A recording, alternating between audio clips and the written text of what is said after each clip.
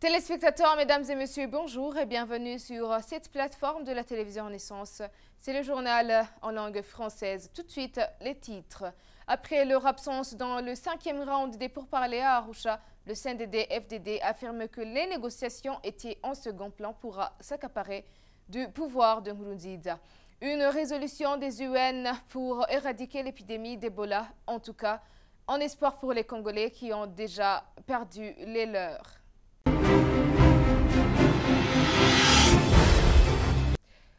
Encore une fois, bienvenue, page politique pour entamer ce journal. Le CNDD-FDD s'en prend toujours aux Nations Unies. Le secrétaire général de ce parti présidentiel accuse cette institution internationale de vouloir remettre le Burundi dans les mains de la Belgique comme cela a été le cas lors de la colonisation.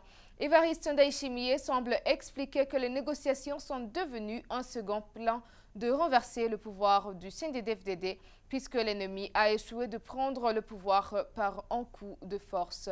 Suivez-le.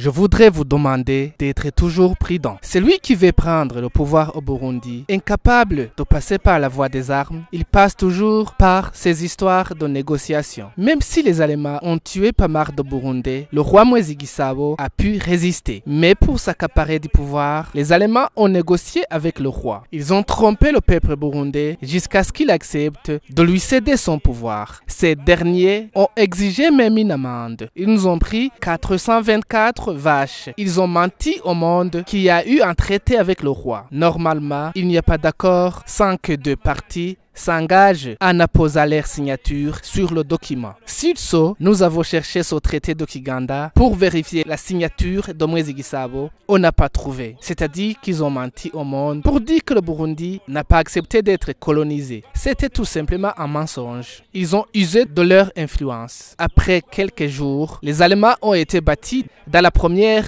guerre mondiale. C'était le tour des Nations Unies de vouloir coloniser le Burundi. À cette époque, l'ONU répondait encore au nom de SDN. Cette dernière a cédé son mandat de coloniser le Burundi à la Belgique. C'est au nom des Nations Unies que la Belgique a colonisé le Burundi. Vous voyez que même maintenant, après l'indépendance, la Belgique demande toujours à l'ONU de lui donner encore une fois la permission de coloniser le Burundi. C'est ce qui cause ces montages dans ces rapports mensongers. Il crée des pseudo-commissions pour ternir l'image du Burundi et ainsi convaincre la communauté internationale de venir combattre notre peuple. Burundais, soyons debout. Personne ne nous prendra notre pays.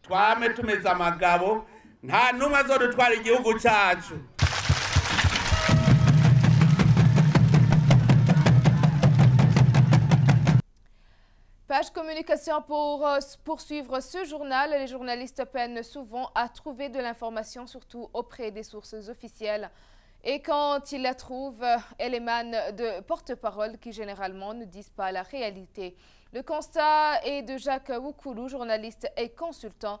Il a dit en début de semaine au cours d'un atelier de formation des professionnels des médias à Muramvya. Mais pour lui, il y a toujours moyen d'avoir l'information qu'on recherche. Veuillez le suivre.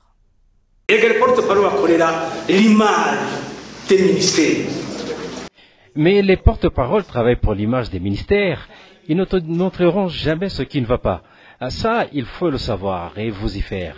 Ils te diront, nous, s'il s'agit par exemple de ceux du ministère des Finances, les finances se portent plus que bien. Vous savez, vous serez toujours payés. Et je pense d'ailleurs que même maintenant, vos salaires sont sur vos comptes. Ceux qui nous ont abandonnés ont pensé que nous allions périr, mais ce n'est pas le cas. C'est son rôle. Le secrétaire général du gouvernement ne te dira jamais que les choses vont mal au sein du gouvernement. C'est impossible. C'est ainsi qu'il fonctionne. Alors, comme nous savons comment il fonctionne, sachons nous adapter. Sache qu'il ne doit pas te mentir. Parce qu'en tant que journaliste, nous travaillons pour les Burundais et pas pour nos sources d'information, et encore moins pour les autorités, du moins théoriquement, mais pour les usagers des médias pour qu'ils sachent ce qui se passe. Celui qui refuse de s'exprimer sur un média, je pense qu'il vous autorise ainsi à user d'autres moyens. Je vous l'ai dit, si les porte-paroles ou d'autres sources d'information refusent de parler, on ne cesse pas d'être journaliste. Utilisez l'investigation. On ne cesse pas d'être journaliste. De son côté, le ministre de l'Information qui participait à cet atelier estime que la faute incombe aux journalistes. Selon Frédéric Nahimana, ce dernier peut chercher l'information au mauvais moment ou au mauvais endroit.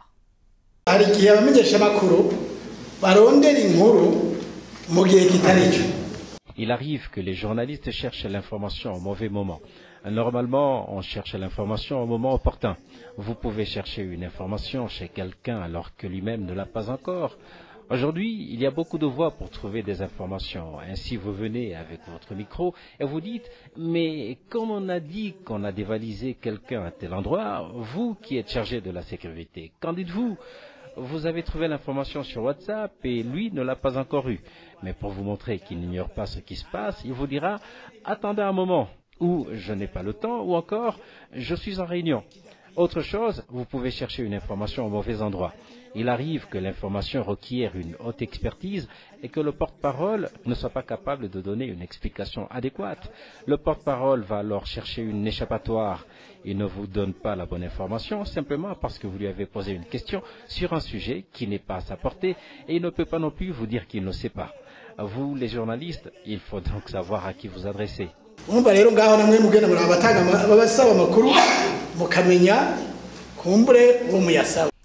La maison Shalom a été en espoir pour une jeunesse burundaise qui avait été contrainte de fuir le pays à cause de la crise de 2015, ainsi interrompre leurs études. En exil, cette jeunesse était déboussolée et sans espoir. Ces propos sont de Maroha Léopold, l'un des étudiants assistés par la maison Shalom. Je vous propose de le suivre. La maison Shalom, comme l'organisation qui nous aide à étudier aujourd'hui, a été un espoir pour nous. Parce que 2015, lorsque je suis arrivé au camp de Mahama, on n'avait pas d'espoir, vraiment. Parce qu'au Burundi, j'étais étudiant de l'Université nationale du Burundi, en dernière année de la faculté des lettres et sciences humaines, département de langue et littérature anglaise. Et arrivé à Mahama, je ne voyais pas d'espoir. On était déboussolés, on dirait. Et c'est ainsi qu'en 2016, au mois de mars, oui, la maison Shalom nous est venue comme une lumière, comme un espoir. Page internationale pour clore ce journal. Le Conseil de sécurité de l'ONU a adopté ce mardi le 30 octobre 2018 une résolution appelant à intensifier la lutte contre l'épidémie d'Ebola. Le Conseil de sécurité de l'ONU craint que, faute des soins, l'épidémie d'Ebola peut s'étendre dans les autres pays de la sous-région. Et jusqu'à maintenant, on compte plus de 153 personnes en RDC qui sont tuées par cette épidémie d'Ebola depuis le mois d'août de cette année. Le Conseil de sécurité de l'ONU a adopté mardi le 30 octobre 2018 une résolution appelant à intensifier la lutte contre l'épidémie d'Ebola qui est en train de tuer le peuple congolais. L'épidémie d'Ebola a frappé fort durant le mois d'août de cette année et sévit principalement au nord-ouest et à l'est de la République démocratique du Congo, spécialement dans la région de Beni, dans l'est de Kivu. Le Conseil de sécurité de l'ONU s'inquiète de cette épidémie d'Ebola qui ne cesse de tuer des personnes en RDC et jusqu'à maintenant, la vaccination de cette épidémie en RDC est encore testée pour les personnes affectées par cette épidémie. L'ONU craint que, faute de soins, l'épidémie s'éteindrait à d'autres pays de la région tels que le Burundi, le Rwanda, l'Ouganda ou encore le Sud-Soudan. Jusqu'à maintenant, on compte plus de 153 personnes qui ont été tuées par cette épidémie d'Ebola en République démocratique du Congo. C'est par ici que s'achève notre journal. Merci de nous avoir suivis. À la prochaine édition.